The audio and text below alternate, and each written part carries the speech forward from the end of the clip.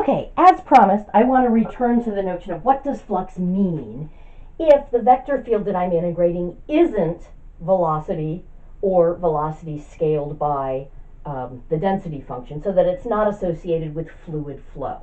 Okay. If I have an electric field, I do know that an electric field is causing electrons to move, but this is not measuring the flow of electrons per se. Okay. So I've said if E is an electric field, let's remind ourselves that that was a modified force field. So that it wasn't actually a force field, it was measuring force per unit charge. So it was sort of taking into account the fact that if there's no charge here, even if there's some charged particle over here that's going to exert a force on charged particles, if there's nothing here, there's no force here. So this was sort of giving me a hypothetical force.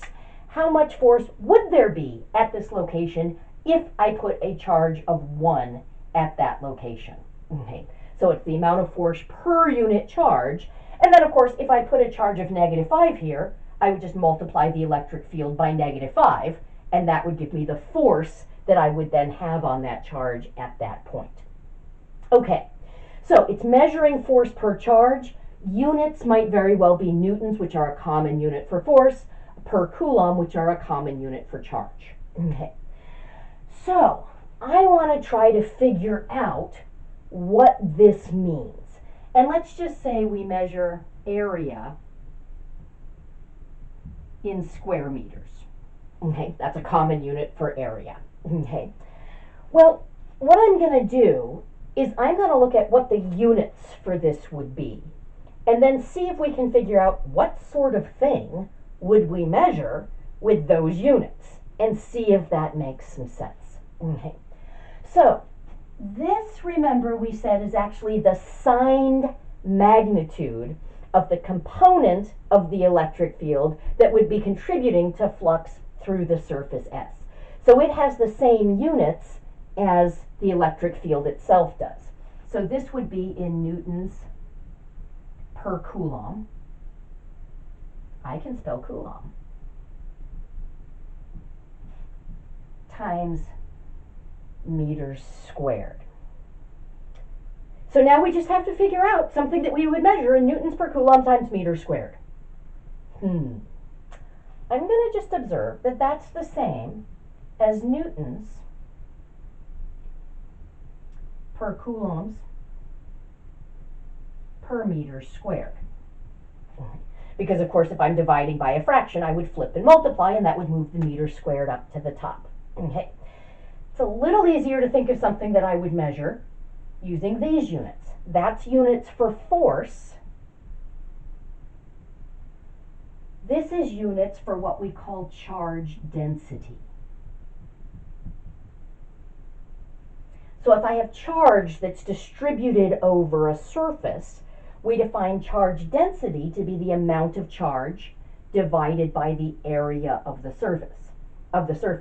And as with all types of density, if the charge is evenly distributed, that will be a constant. And if for some reason the charge is not evenly distributed, that will be a function. Okay. But this is measuring force per charge density.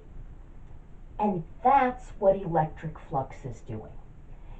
It works particularly nicely if the charge density is constant. Then it's just saying, okay, I've got this surface, and I've got this charge that's uniformly distributed over the surface, so it has a particular charge density. How much force is this other charged particle over here that's creating electric force? How much force is that going to exert on that surface? And I can basically calculate that. If I know what the charge density is, I would multiply the charge density by the flux, and that would tell me how much force was being applied to that particular surface. Okay, excellent. So that covers us for 16.7. Now we're going to jump to 16.9 next. I'm going out of order yet again, okay? That's because 16.9 is about the divergence theorem, which is all about a shortcut in certain circumstances for calculating flux. So since we've just been talking about flux, I think it makes sense to keep talking about flux. So we're going to do 16.9, then we'll come back and do 16.8, And then we've got to jump back and do 16.4, because 16.8 is Stokes' theorem, and way back when we skipped Green's theorem, which I said was just a special case of Stokes' theorem.